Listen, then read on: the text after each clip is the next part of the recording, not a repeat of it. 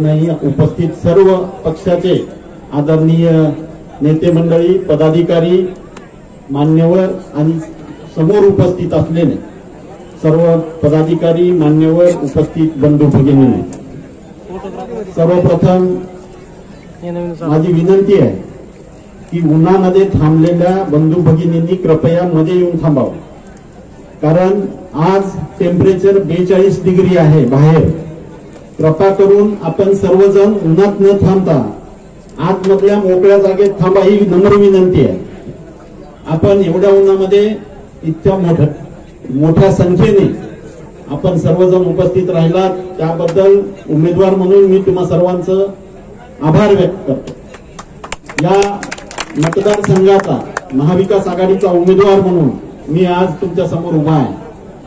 महाविकास आघाडीच्या उमेदवारी मिळाली तुमच्या भागामध्ये, हा माझा जाहीर सभेमध्ये जरी पहिला भाषण असलं तरी पूर्ण परिवारामध्ये माझा ऑलरेडी एक राऊंड पूर्ण झालेला आहे।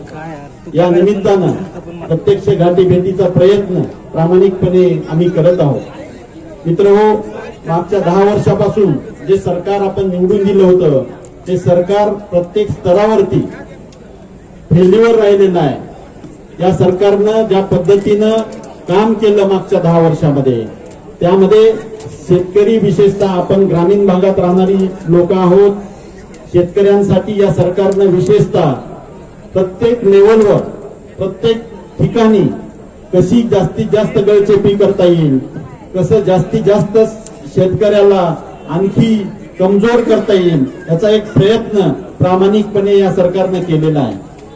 ज्या पद्धतीनं मागच्या काळामध्ये शेतीमालाचे भाव पाडले गेले, ज्या पद्धतीनं शेतीमालाच्या भावाबद्दलचे निर्णय घेतले गेले, ते शेतकऱ्यांना अक्षरशः मातीमोल करण्याचा उद्योग या सरकारने केलेला आहे। नुकतंच 1,23,000 कोटीचं खाद्यतेल या सरकारनं आयात केलं। या इतक्या मोठ्या प्रमाणात खाद्यतेल आयात केल्यामुळं आज तुमच्या आमच्या सोयाबीनचे दर हे 2014 साली जे होते तेच आज सुद्धा आहे। जे 1,500 शेतकऱ्याला उरत होते ती सुद्धा उरायची वेळ आता या सध्या परिस्थितीमध्ये शेतकऱ्याची नाही। कसं शेतकऱ्याचा संसार चालणार हा प्रश्न आहे। या सरकारला कुठलीही दया शेतकऱ्याच्या बाबतीत येत नाही, ही मोठी शोकांतिका आहे।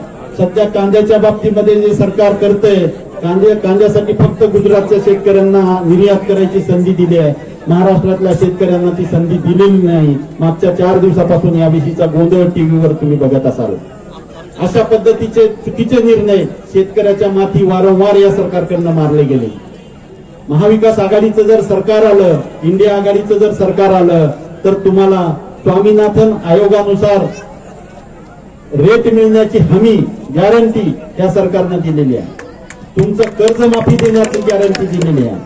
तुम्हाला वेळेवर विमा मिळण्यासाठी वेगळा आयोग स्थापन करण्याची गॅरंटी दिलेली आहे। आणि शेतीमालासाठी, शेती उत्पादनासाठी लागणाऱ्या ज्या वस्तू आहेत, उदाहरणार्थ फवारणीसाठी लागणारी औषधं असतील, पेरणीसाठी लागणारी औषधं असतील, कोळपणी नांगरणी करण्यासाठीच्या अवजारं असतील, ह्या सगळ्यावर शेतकऱ्याला लागणाऱ्या सगळ्या गोष्टीवर या सरकारनं 18 ते 28% जीएसटी जो लावलेला आहे तो कमी शून्य करण्याचं गॅरंटी काँग्रेस पक्षाने आपल्या जाहीरनाम्यामध्ये दिलेली आहे। मित्रहो, ज्या पद्धतीनं हे सरकार लूट करतंय ते कुठंतरी थांबलं पाहिजे। सुशिक्षित बेरोजगारांचे प्रश्न आहेत। सुशिक्षित बेरोजगारांची तर खूप प्रचंड म्हणजे त्रास देणारी आहे सध्याची अवस्था। जर आपण बघितलं तर मागच्या 10 वर्षामध्ये जे सरकार म्हणत होतं की वर्षाला आम्ही 2 कोटी मुलांना रोजगार देऊ, या सरकारनं टोटल 10 वर्षामध्ये सुद्धा 2 कोटी रोजगार दिलेले नाहीत। उलट जे रोजगार दिले, ज्या संधी दिल्या त्या कंत्राटी बेसिसच्या दिल्या आणि या कंत्राटी बेसिसच्या नोकऱ्यामध्ये कुठलाही युवक समाधानी नाही। ज्या परीक्षा मागच्या काळात घेतल्या गेल्या, मागच्या 2-3 वर्षामध्ये जेवढ्या परीक्षा घेतल्या गेल्या त्या सगळ्या परीक्षा पुन्हा रिपीट घ्यायची वेळ नामुष्की या सरकारवर आली, कारण दिलेले पेपर फुटलेले होते। बऱ्याच परीक्षा रिपीट घेण्याचा मानस आता या सरकारचा आहे। म्हणजे 2-2 वर्ष परीक्षेसाठी तयारी करायची, त्याची फीस भरायची, 1,00,000-2 लाख खर्च करायचे त्याच्यावर, आणि ती परीक्षा रद्द केली जाते। केवळ कारण काय तर पेपर फुटतो, बेजबाबदारपणे वागण्याचं काम सरकार सतत करत आहे. महिलांच्या सिक्युरिटीचा विषय आहे, महिलांच्या सक्षमीकरणाचा विषय आहे. ज्या पद्धतीनं मणिपूरची घटना घडते, ज्या पद्धतीनं साक्षी मलिक सारख्या आंतरराष्ट्रीय दर्जाच्या खेळाडूला रस्त्यावर येऊन आंदोलन करण्याची वेळ येते, ही मान शर्मेनं खाली घालावी अशी घटना आहे. यासाठी सरकारला वेळ नाही, महिलांच्या प्रश्नावर चर्चा करायला सरकारला वेळ नाही. आजच्या परिस्थितीमध्ये जे उमेदवार आपण निवडून दिलेले आहेत, 5 वर्षामध्ये त्यांनी तोंड तुम्हाला दाखवलेलं नाही. मित्रो, या माध्यमातून मी तुम्हाला शब्द देतो की येत्या काळामध्ये तुम्ही आशीर्वाद दिले तर नक्की महिन्याला एकदा तुमच्या कंधारमध्ये तुमचे प्रश्न ऐकण्यासाठी, तुमचे प्रश्न सोडण्यासाठी मी तुमच्या समोर उपस्थित राहीन. मला माहिती आहे कंधार सारखा जो दुर्गम भाग आहे त्या परिसरात सगळीकडे मी फिरलेलो आहे. शेतकऱ्याचे प्रचंड प्रश्न आहेत, सिंचनाचे प्रश्न आहेत. या कंधारला पर्यटनाचा दर्जा मिळाला पाहिजे, ज्यामधून आपल्याला उद्योग निर्माण होतील, ज्यामध्ये नवीन युवकांना संधी मिळते.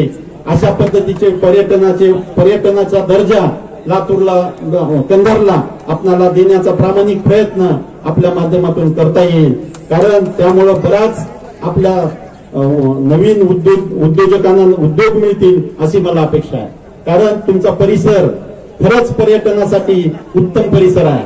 आपल्या पूर्ण परिसरामध्ये पर्यटनाच्या गोष्टी खूप कमी आहेत. तुमच्याकडे ऐतिहासिक किल्ला आहे, तुमच्याकडे आजूबाजूला पाणी आहे. या माध्यमातून आपल्याला चांगलं पर्यटन स्थळ इथं उभा करता येऊ शकतं. त्यासाठी नक्की आपण सगळे मिळून प्रयत्न करूया. आदरणीय अमितजी देशमुख साहेब आपल्या मदतीला नक्कीच राहतील. या परिसरामधील शेतकऱ्यांच्या प्रश्नावरही आपल्याला नक्की लढायचं आहे, महिलांच्या प्रश्नावर लढायचं आहे, विद्यार्थ्यांच्या प्रश्नावर लढायचं आहे, बेरोजगारांच्या प्रश्नावर लढायचं आहे. त्यासाठी तुमचे आशीर्वाद माझ्या पाठीशी उभे करा, महाविकास आघाडीच्या पाठीशी उभे करा. महाविकास आघाडीचे सगळे घटक पक्ष प्रामाणिकपणे एक दिलाने एकजुटीने कामाला लागलेले आहेत. या परिसरातील सगळ्या कार्यकर्त्यांचे मी त्यानिमित्तानं आभार व्यक्त करतो. आपण आपसातली मतभेद विसरून या निमित्तानं एकत्र येऊन आपण सर्वजण काम करूया आणि ही विजयश्री नक्की आपण खेचून आणूया. तुम्ही सर्वजण त्यासाठी आशीर्वाद मला येत्या 7 तारखेला हाताच्या पंजाच्या समोरचं बटन दाबून आपले आशीर्वाद माझ्या पाठीशी उभे कराल अशी अपेक्षा या निमित्तानं व्यक्त करतो आणि थांबतो. तुमचे प्रश्न मार्गी लागतील, गोरगरीब जनतेचे प्रश्न मार्गी लागतील, त्याच वेळेला या भारत मातेला आनंद होईल. मला सांगा, आज इथं आमच्या या सगळ्या माता भगिनी बसलेल्या आहेत. उज्ज्वला गॅस योजनेच्या माध्यमातून कुणाकुणाला गॅस मिळाला? मिळाला का गॅस? नाही मिळाला का? हात वर करा, हात वर करा. बर, आधी किमती वाढल्या म्हणून आल्या, बरोबर. मग ही उज्ज्वला गॅस योजना आणि जिओच्या सिम कार्डची योजना ह्याच्यामध्ये तुम्हाला काय साम्य वाटतं? जिओचं सिम कार्ड पहिल्यांदा फुकट वाटलं आणि नंतर हळूहळू त्याच्या किमती वाढत गेल्या. तसंच या उज्ज्वला गॅस योजनेचं आहे. सुरुवातीला फुकट देतो म्हणून सांगितलं आणि आता 1000च्या वर नेऊन तो गॅस ठेवलेला आहे. मग आमच्या या भारत मातेचा जय कसा होणार मला तुम्ही सांगा. तरुणांना 20 कोटी रोजगार देतो म्हणून सांगितलं, तरुणांची आज काय अवस्था आहे? काय अवस्था आहे आज तरुणांची? मोदीजी म्हणतात अच्छे दिन आएंगे. आले का अच्छे दिन तुमचे? मोदीजी म्हणतात काँग्रेसने या देशामध्ये काय केलं? आज याच काँग्रेसनं बांधलेल्या गावोगावी खेडोपाड्यांमध्ये बांधलेल्या शाळांमध्ये आज मतदान केंद्र आहेत आणि तिथून हे मतदान होणार आहे. कुणामुळे झालं? देशामध्ये आज IIM IIT कुणामुळे? जे मोदीजी आपल्याला सांगायचे की 20 कोटी तरुणांना रोजगार देतो, आज तेच मोदीजी म्हणतात की मी 80 कोटी लोकांच्या घरामध्ये राशन पोहोचवतो. मला सांगा, तुम्हाला हे फुकटचं राशन पाहिजे आहे का स्वाभिमानाची नोकरी पाहिजे आहे? मला माझ्या तरुण मित्रांना विचारायचं. नोकरी. हा देश स्वाभिमानी लोकांचा देश आहे. हा महाराष्ट्र स्वाभिमानी लोकांचा देश आहे आणि हा स्वाभिमान जर टिकवायचा असेल तर ही आजची निवडणूक ही फक्त लोकसभेची निवडणूक नसून लोकशाहीची निवडणूक आहे. आणि म्हणून ही लोकशाही जर आपल्याला कुठेतरी वाचवायची असेल तर या देशासाठी या मातीमध्ये स्वतःला गाडून घेऊन काम करणाऱ्या काँग्रेस, राष्ट्रवादी काँग्रेस आणि शिवसेनेच्या बरोबर आपण इथं उपस्थित राहिलं पाहिजे. लोहा कंधार लातूर लोकसभेमध्ये येतं असं एक आपलं नातं तयार झालेलं आहे. जिल्हा नांदेड आहे पण लोकसभेला लातूर जिल्हा त्यामुळं कंधारकडं अधिक लक्ष देण्याची गरज आहे. आणि हे आम्ही कसं करणार आहोत हे तुम्हाला मी साध्या सोप्या भाषेमध्ये सांगून टाकतो. डॉक्टर शिवाजी काळगे यांचा ज्यांचा परिचय आहे त्यांनी हात वर करा बरं. ठीक आहे. ज्यांचा परिचय नाही त्यांचा मी परिचय करून देतो. हे डॉक्टर शिवाजी काळगे.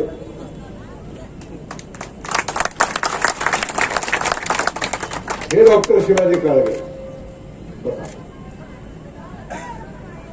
आता डॉक्टर शिवाजी काळगे यांचा परिचय ज्यांचा आहे त्यांनी हात वर करा. सगळ्या काळगे यांचा.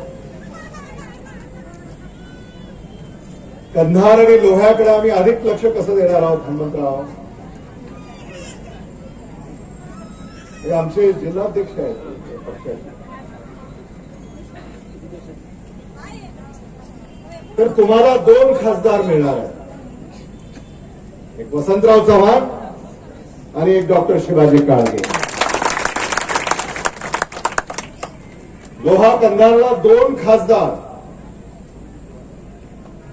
मनोहरराव धोंडेंनी सांगितलं भाजपचे जे खासदार अदृश्य होते कधी दिसलेच नाही अशा भारतीय जनता पक्षाच्या उमेदवारापासून सावध राहा. कंत्राटदार आहे. कोणीतरी म्हणलं मुकादम आहे. कुठे गेलो मुकादम खरं आहे ते मुकादम. आता आम्ही लातूरचे आहोत. आम्ही कंत्राटदार म्हणणार. आता कंधारला आल्यावर अगदी मराठमोळा शब्द त्यांनी काढलाय शोधून. मुकादम.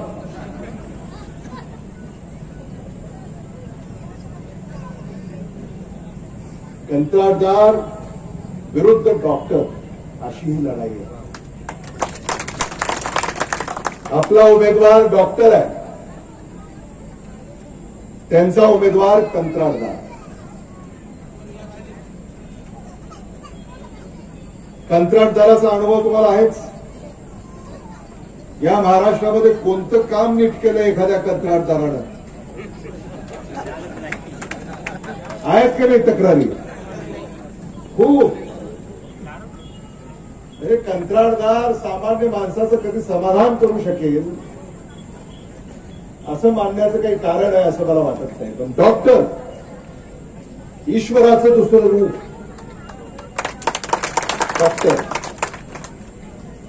24 तास सेवा उपलब्ध ज्यांच्याकडे आहे तो डॉक्टर. विश्वासपात्र जो आहे तो डॉक्टर. म्हण ऐकली तुम्ही. आंधळा मागतो 1 डोळा देव देतो 2 डोळे. काँग्रेस पक्षाचं त्याच्या पुढे आहे. आंधळा मागतो 1 डोळा देव देतो डोळ्याचा डॉक्टर. डोळ्याचा डॉक्टर. तुमचा काय प्रश्न आहे डॉक्टर शिवाजी काळगे हे फार गांभीर्याने आपण घेतलं पाहिजे. मतदारांचा काय प्रश्न आहे. खासदाराची आमची भेट होईल का हाच कळीचा मुद्दा आहे. दुसरं काही नाही. बरोबर आहे की नाही पवार. खासदाराची आमची भेट होईल का. डॉक्टर शिवाजी काळगे तर म्हणाले महिन्याला एकदा आपल्या तालुक्याला खासदाराचा जनता दरबार भरवणार. त्याच्या पुढे जाऊन मला असं सुचवावंसं वाटतं. लातूर जिल्हा परिषदेच्या मागे त्यांचा दवाखाना आहे लक्ष्मी नेत्रालय. Lakshmi नेत्रालयाचे satellite clinics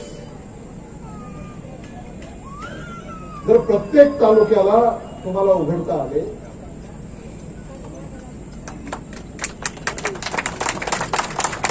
Lakshmi नेत्रालयाचं satellite clinic तुम्हाला प्रत्येक तालुक्याला उघडता आले तर मला असं वाटतं की एक विश्वास मतदारांमध्ये देखील निर्माण होईल. डोळेही तपासता येतील आणि निवेदनही स्वीकारता येतील. फक्त अट मात्र एक आहे, डोळे तपासले तर त्यांची माफक फी त्यांना तुम्ही द्या. निवेदन, निधी हा सगळं तुम्हाला मिळेल.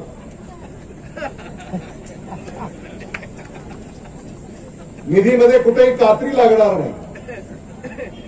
टक्केवारी हा जो काही प्रकार आहे तो आमचा उमेदवार डॉक्टर शिवाजी काळगे यांच्याकडनं असं कधी होणार नाही, ही खात्री मी तुम्हाला देतो. आणि अगदी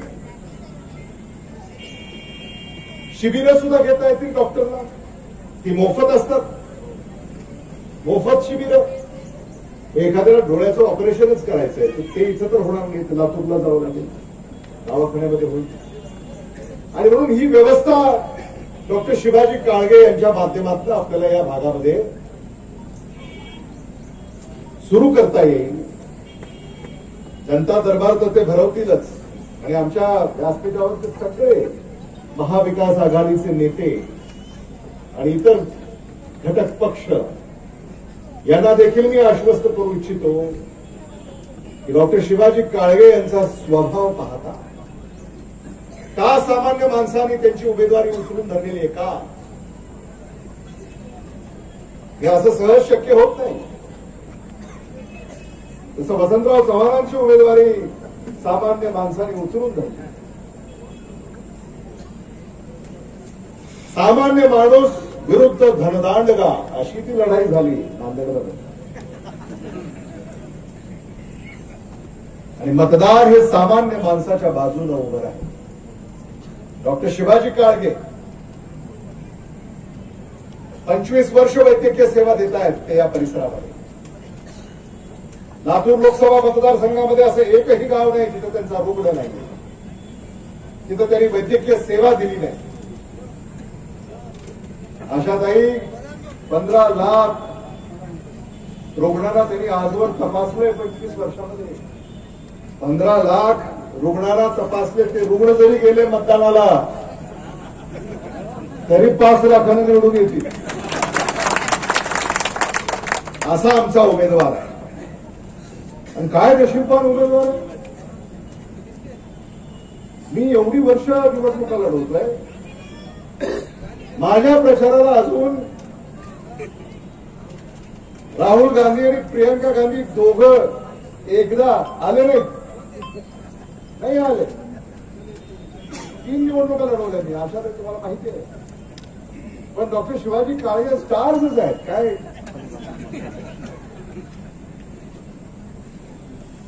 राहुल गांधी लातूरला आले, त्यांनी शुभेच्छा दिल्या, मतदानाचं आवाहन केलं. प्रियंका गांधी आपल्या उदगीरला आल्या. ऐकलं असेल तुम्ही, बातमी आली असेल तुमच्यापर्यंत. प्रियंका गांधी जेव्हा उदगीरमध्ये आल्या आणि भाषण देत होत्या, उदगीरमध्ये ऐतिहासिक सभा झाली. ना भूतो ना भविष्यती. सामान्य माणसाला आठवल्या त्या इंदिरा गांधी. प्रियंका गांधी भाषण करत असताना अंगावर शहारे, डोळ्यामध्ये अश्रू, अशी भावनिक सभा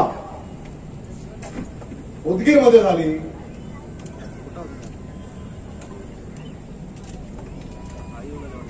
इंदिरा गांधींची आठवण, त्या आठवणींना उजाळा प्रियंका गांधी यांच्यामुळे झाला. आणि जी साथ त्यांनी सामान्य माणसाला घातली, सामान्य माणसं डॉक्टर शिवाजी काळगे यांच्या पाठीशी खंबीरपणे उभी राहिली. आणि त्यांनी प्रियंका गांधी यांना सांगितलं की आम्ही डॉक्टर शिवाजी काळगे यांना निवडून देणार.